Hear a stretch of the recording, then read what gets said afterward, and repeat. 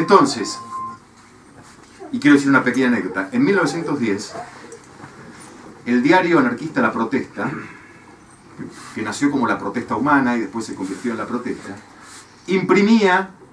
decenas de miles de ejemplares diarios. Tenía una edición matutina y una vespertina. Entre fines del siglo XIX y principios del siglo XX, había una masa gigante de trabajadores que accedían a la información a través de un periódico anarquista, como La Protesta, que es tal vez el más paradigmático de aquella época. Y lo que no pudieron con la ley de residencia, que por otra parte estuvo vigente hasta la dictadura, ¿no? No. Ah, la de... Trascendió el peronismo, pasó el peronismo. No, la derogó, yo no sé, la derogó Frondizi. Y Frondizi recién en el 58, 59, la habrá derogado. En el 60, cuando le pide al Congreso que a cambio, él deroga eso, pero que imponga la pena de muerte de nuevo. Bueno, es decir, la ley de Roca, la ley de residencia, con la cual la generación del 80 empezó a expulsar a los mismos inmigrantes que había convocado, pero que cuando se dio cuenta que lo que venía no le servía a sus proyectos,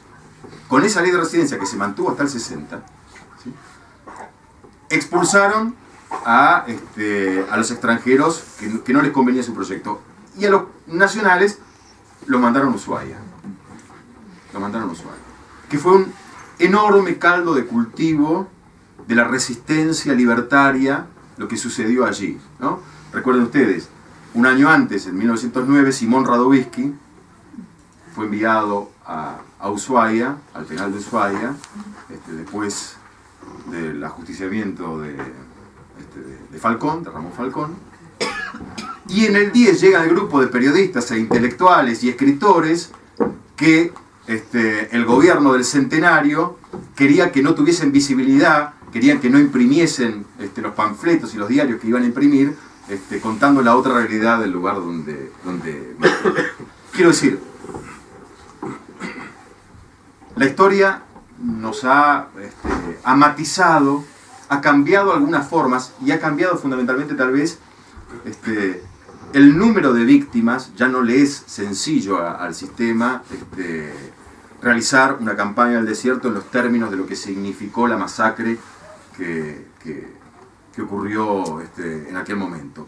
Pero hay tantas líneas de relación y tantos paralelos que se pueden trazar que nos parece importante, y vuelvo a ver si me puedo enganchar con la motivación de la charla en principio, vuelvo a la tarea periodística y a la idea de la crónica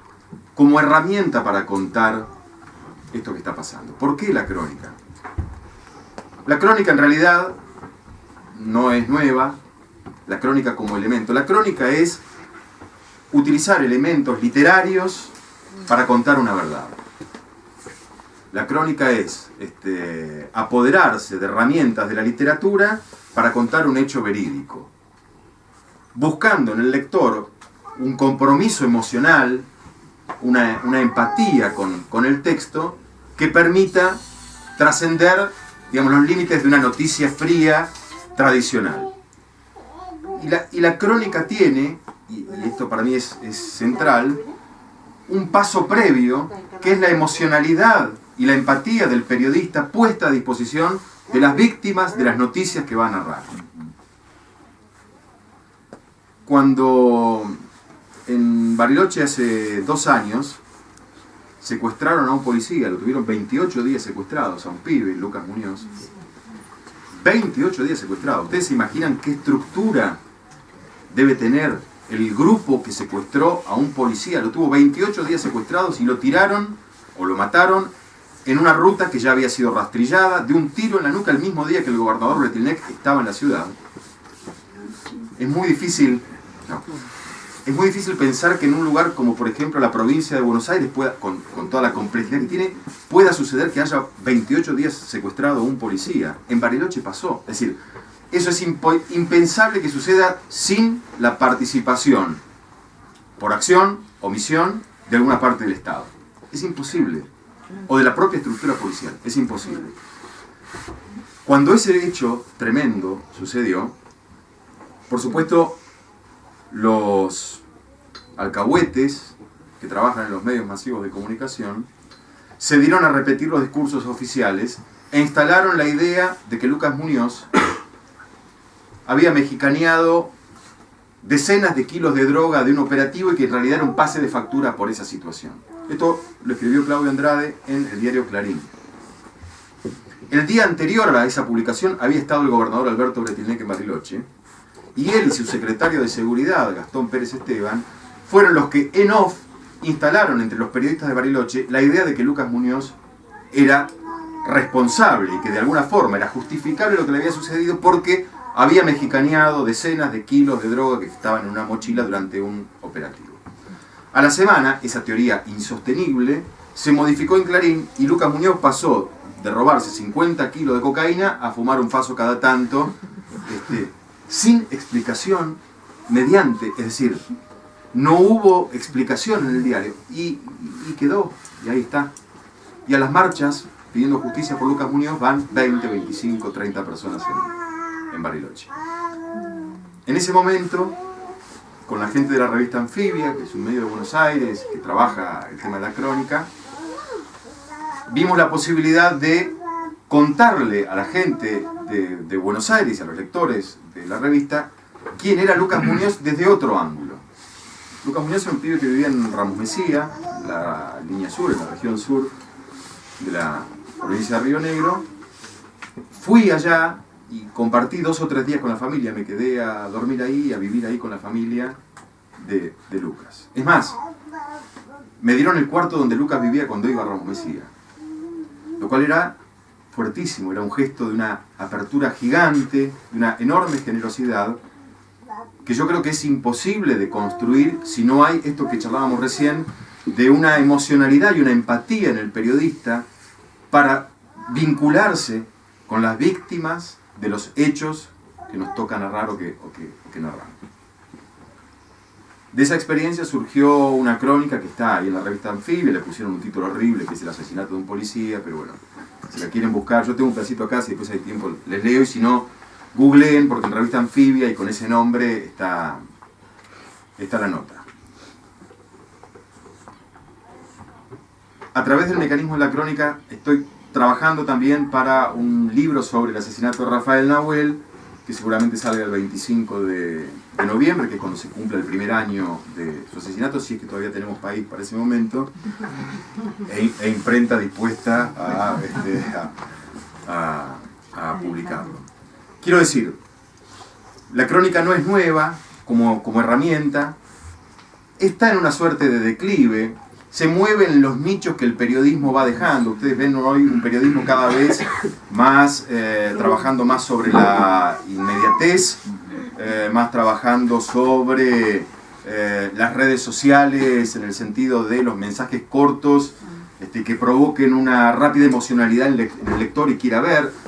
en un periodismo muy de imagen, con fotos, que lo llamen o que lo convoquen a verlo. Y la crónica, en la medida que ese periodismo avanza, va dejando algunos nichos potenciales de lectores y de periodistas que queremos trabajar los temas con otra profundidad, con otra extensión y con otra emocionalidad, y nos movemos en esos pequeños nichos que cada vez son menores, que es más difícil de sostener, no hay financiamiento genuino para ese tipo de experiencias periodísticas, pero me parece que en función de lo que sucedió con los cronistas de lo que fue la conquista española y la conquista del desierto después, y lo que fue la experiencia del reflejo del centenario con posterioridad, me parece que es necesario que demos esa pelea para que dentro de 50, 100 o 200 años se pueda leer este momento histórico de otra forma. Hay una relación muy directa entre lo que pasó con Facundo Jones Wala, con Santiago Maldonado y con Rafael Nahuel. No son hechos aislados y el periodismo tiene hoy la necesidad de contextualizar esos 3 hechos, vincularlos y entender que hay políticas que vienen a consolidar en el territorio el dominio de los sectores que se fueron apropiando de esa tierra, ese territorio, en momentos donde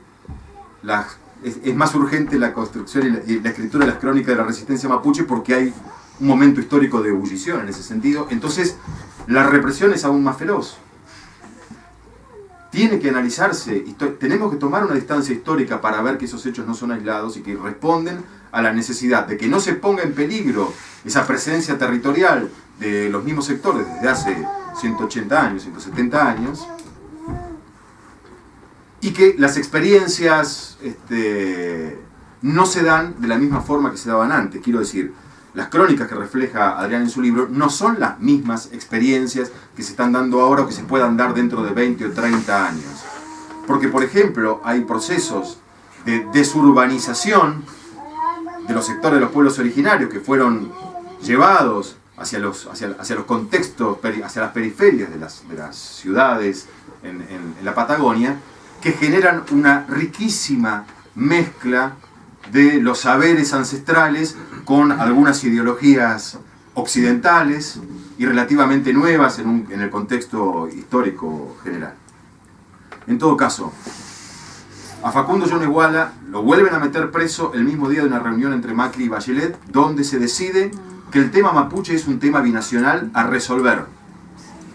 Ese día lo meten preso, a fines de junio del año pasado. Un mes después, cuando se cumplía un mes de la detención ilegal y para poner a disposición a Fausto de las estructuras judiciales, a Facundo, perdón, de las estructuras judiciales que permitan su extradición a Chile, a pesar que un juicio de extradición ya había sido declarado nulo porque se comprobó que parte de los testimonios habían sido arrebatados bajo tortura, y sin embargo, por este acuerdo político, Macri y Bachelet, fue posible la segunda detención. Cuando se cumplió un mes de esa segunda detención, la comunidad en Resistencia Cuyamen organizó un acto de protesta en la Ruta 40. Santiago Maldonado, que vivía desde hacía pocos meses en el Bolsón, en la casa de unos compañeros anarquistas detrás de la biblioteca de la Vuelta del Río, en una zona pobre, en el Bolsón, había tomado contacto con la comunidad y había decidido viajar para participar de esa manifestación en apoyo a Facundo Yoneguala y pedir su liberación. Hasta allí llega la mano derecha de Patricia Bullrich, Pablo Nocetti, el trabajo periodístico de muchos pequeños medios y colegas esforzados pudo demostrar la presencia de Nocetti en la ruta horas antes de la feroz represión que terminó con la desaparición seguida de muerte de Santiago. Hubo un plan de represión para que no continúen ese tipo de protestas, y en el marco de esa represión, como contaba recién Bruno, ingresando al territorio, actuando bajo la figura de la flagrancia, que es la figura bajo la cual el poder político, económico y el poder judicial justifican y van a seguir justificando este tipo de intervenciones, es decir, la actuación ante la comisión de un delito latente en el momento. Pequeño paréntesis para que ustedes vean el grado de perversidad de Nocetti. En una reunión que el día anterior tuvo con fiscales, jueces y fuerzas de seguridad en Bariloche para explicar el concepto de flagrancia, les dijo: es como que a mi mamá la estuvieran violando y yo no hago nada para intervenir. Es decir, la protesta social en la mentalidad de Nocetti tiene las mismas características que la violación de su propia madre como justificación de intervención. Bueno, la intervención bajo la figura de flagrancia, porque desde la comunidad estaban tirando, según ellos, algunas piedras a los gendarmes que avanzaban sobre el corte de ruta en la Ruta 40, protestando por la liberación de Facundo Yoneguala, hizo que los gendarmes llegaran hasta el río y provocaran la desaparición seguida de muerte de Santiago Maldonado. En ese contexto de estigmatización a través de los medios nacionales y del gobierno nacional del pueblo mapuche, se da la recuperación en Villa Mascardi. Cada recuperación, y esto lo puede contar mucho mejor Adrián, cada recuperación, porque cada comunidad se da a sí mismo sus propios tiempos, sus propias formas, sus propios procesos. No hay que sacar de ese eje el levantamiento de una machi de este lado de la cordillera, ¿no? En esa zona que fue la que señala esa zona para la recuperación de la comunidad Lafqui-Mapu allí en Villa Mascardi, etc. En ese contexto se da esa recuperación. El juez Villanueva, que junto con Otranto en Esquel y la punta de lanza que en la provincia de Neuquén significa el jefe de los fiscales de apellido Jerez, es una suerte de tríada judicial represiva contra el pueblo mapuche en toda la zona de la cordillera, ordena el desalojo. El 23 de noviembre del año pasado ingresan las fuerzas de seguridad, detienen a 5 mujeres y a 4 chicos, 4 nenes, niños y niñas, que son trasladadas y retenidas durante todo un día en la sede de la Policía Federal en San Carlos de Bariloche. Otros integrantes de la comunidad logran huir hacia la montaña, hacia arriba. Pierden contacto con el resto de los integrantes de la comunidad, no saben qué sucede durante ese desalojo, no pueden bajar a la ruta porque estaban las fuerzas de seguridad. Rafael Nahuel, enterado por su tía, María Nahuel, de esta situación, Rafael Nahuel, el pibe que se había dado desde unos meses antes la posibilidad de reconocerse como integrante de un pueblo originario, se conmueve por esta situación y junto con Fausto Yonesguala y Lautaro González rompe el cerco de la fuerza de seguridad e ingresa a la comunidad con mochilas, por ejemplo, con milanesas para llevarle y algo de abrigo, para llevarles algo de comida y abrigo a quienes habían quedado dispersos en la montaña y la estaban pasando muy mal. 2 días después del primer desalojo y un día después del reingreso o el ingreso de Rafael, Fausto y Lautaro a la montaña, a la comunidad, la prefectura hace esta incursión. Todavía no explicada en términos judiciales. ¿Por qué, si ya habían desalojado, vuelven a entrar? No hubo una segunda orden del juez Villanueva. Tal vez para completar la orden que no había sido terminada, ingresa un grupo de los Albatros, que es un grupo especializado de combate de la prefectura, técnicamente preparado para este tipo de operaciones. Y allí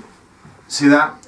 el encuentro con integrantes de la comunidad y lo que nosotros periodísticamente hemos relatado como una cacería, los 114 disparos. Los 114 disparos tampoco lo contó Clarín e Infobae, lo contamos nosotros en función de los datos que pudimos conseguir de la pericia balística, que es clave para entender qué fue lo que sucedió allí, a partir del conteo de faltante de las balas en los cargadores de los 2 tipos de armas que disparaban balas 9 milímetros que usaron los prefectos: pistolas Beretta y subfusiles MP5. Es decir, hay una relación entre esos 3 hechos que tendrán dentro del tiempo los historiadores la tarea de analizar en un contexto represivo, de consolidación de la presencia en el territorio por parte de los sectores que desde la conquista del desierto están efectivamente allí, con algunos otros elementos como la explotación de los recursos naturales, las empresas petroleras, las transnacionales, la energía, el nacimiento del cauce de los ríos que nutren esta zona como un lugar estratégico sobre el cual estas empresas transnacionales también van avanzando con desarrollos de explotación. Hay que fijarse, por ejemplo, lo que está haciendo Lewis con la explotación del río Escondido para generar energía, beneficiado por leyes nacionales y provinciales que le pagan la generación de energía a valores mucho más altos que otros, porque supuestamente esa energía es limpia, y la provincia de Río Negro lo exime del pago de ingresos brutos bajo ese mismo concepto, ¿no? Como si necesitaran aún más dinero. Esa tarea la tendrán los historiadores dentro de un tiempo. Nuestra tarea hoy es que aquellos historiadores cuenten con algún elemento posible para contrastar el enorme poder de fuego que tienen los medios concentrados y dominantes para relatar esas posverdades, esas mentiras flagrantes en algunos casos que rodean a estos casos. Con investigación como herramienta en algunos casos, con crónicas en otras, me parece que los periodistas tenemos hoy la función de tratar de contar esas otras verdades o esas verdades que rodean estos casos. Y la última que les quiero contar, muy chiquita, porque y me engancho con una cosa también, trazando de nuevo un paralelo, es y ayúdame Adrián, 1712 se da un levantamiento huiliche en la isla de Chiloé, que fue reprimida a sangre y fuego, por supuesto, de una manera que hay testimonios, fueron dramáticas. En 2016, el Estado chileno, junto con las transnacionales, en este caso no extractivistas de los recursos hidrocarburíferos, sino extractivistas del salmón, las grandes salmoneras que pueblan hoy los lagos y los mares de Chile, el Estado con el permiso y luego el ocultamiento de lo que habían hecho estas empresas, y estas empresas, por la ambición desmedida con la que llegan, contaminaron, en conjunto con un proceso natural, una marea roja, contaminaron esa zona y pusieron en jaque toda la economía de la isla de Chiloé. Al decir de una machera, las macheras son las mujeres que cosechan machas, que es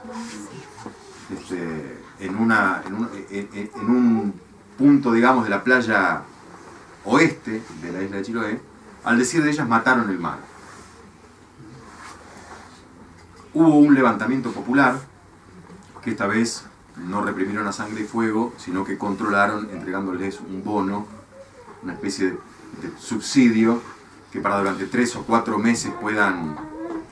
superar la situación que se había generado por el permiso que el Estado chileno le había dado a esas empresas de arrojar sus residuos no a la distancia que hubiera sido necesaria para que no se genere esta confluencia con el proceso natural de una marea roja y potenciara la destrucción absoluta del recurso natural, que lo que hizo fue perjudicar fundamentalmente no a las empresas noruegas que tenían espalda para superar la situación, sino a los pescadores artesanales que se quedaron sin laburo y que fue un desastre lo que sucedió. Digo esto porque hay un paralelo posible también entre aquella rebelión, o por lo menos así lo reflejé en una crónica sobre la situación en Chiloé, con este levantamiento a partir del asesinato del mar a manos de las empresas salmoneras, y la resistencia de los huiliches en 1712. Esa está publicada en estos días, así que también la pueden googlear. Es el reflejo a través de la herramienta de la crónica de lo que pasó en Chiloé en aquel momento. Y la última, ahora sí, porque siguen desapareciendo integrantes de pueblos originarios y pobres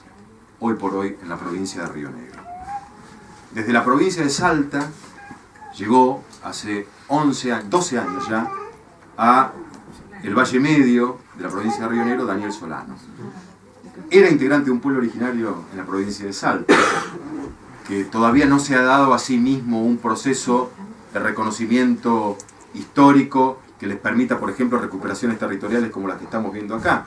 pero tal vez no dentro de mucho tiempo pueda suceder. La historia es muy dinámica en ese sentido. Llegó como mano de obra esclava. Como contaba Adrián, que se llevaban desde el sur a Tucumán a trabajar en los ingenios, ahora, a principios del siglo XXI, llegó como mano de obra esclava a través de una empresa tercerizada que se llama Agrocosecha y que funcionaba en Córdoba y que tenía la tarea de ir a buscar al norte a los desarrapados, a los pobres de toda pobreza, muchos de ellos integrantes de pueblos originarios, para llevarlos en condiciones miserables a la cosecha de la fruta en el Valle Medio y en el Alto Valle de la provincia de Río Negro, todo pagado por Expofruit, la empresa más importante de exportación de fruta de la provincia de Río Negro, del Alto Valle y del Valle Medio de la provincia de Río Negro y del Alto Valle neuquino también. Y hasta allí fue Daniel Solano, lo fueron a buscar, lo engañaron, vivían en una situación miserable en Cholechoel, y cometió el desatino de quejarse por los descuentos que le hacían en sus miserables recibos de sueldo, que además lo podaban con argumentos como 5 minutos tarde. Es decir, un reclamo laboral que todavía no había institucionalizado él, sino que había comentado entre sus pares, fue suficiente para que La policía de la provincia de Río Negro, es decir, el Estado provincial, de nuevo el Estado de la provincia de Río Negro, en conjunto con el empresariado, es decir, el sector privado que exporta la fruta y la vende en los supermercados a precios increíbles, el precio dólar, ese mismo sector del Estado y el empresariado desapareció a Daniel Solano. 11 años después todavía no se encontró su cuerpo. 11 años tardó la justicia en condenar, hace un mes menos, a 7 policías a cadena perpetua por ese hecho. Pudieron juzgarlos sin la presencia del cuerpo, en función de todos los datos que demostraban cómo lo fueron a buscar a un boliche en Cholechoel, lo secuestraron, se lo llevaron, lo mataron y desaparecieron el cuerpo. En medio de este proceso, el Estado, el gobernador Alberto Bretinec, sostuvo, cumpliendo funciones, a los policías que estaban imputados y procesados por ese caso. Y en el medio se murió Gualberto Solano, el papá de Daniel, que no supo que por su hijo hubo justicia y fueron condenados los 7 policías. Es decir, tal vez la dimensión de lo que estamos viviendo hoy no tenga, en los términos de la cantidad, la gravedad que tuvieron los procesos históricos que antes narraron ellos dos. Ahora que tanto el Estado como el capital más concentrado, los sectores privados, siguen cometiendo los mismos crímenes a otra escala, tecnificando sus procesos criminales, no tengan la menor duda. Y en ese sentido, sin angelizarlo, sin ponerlo en un lugar sobredimensionado que muchas veces tiene, creo que la tarea del periodismo es fundamental para que podamos conocer en el hoy y para que dentro de algunos años pueda contarse la historia desde otro lugar.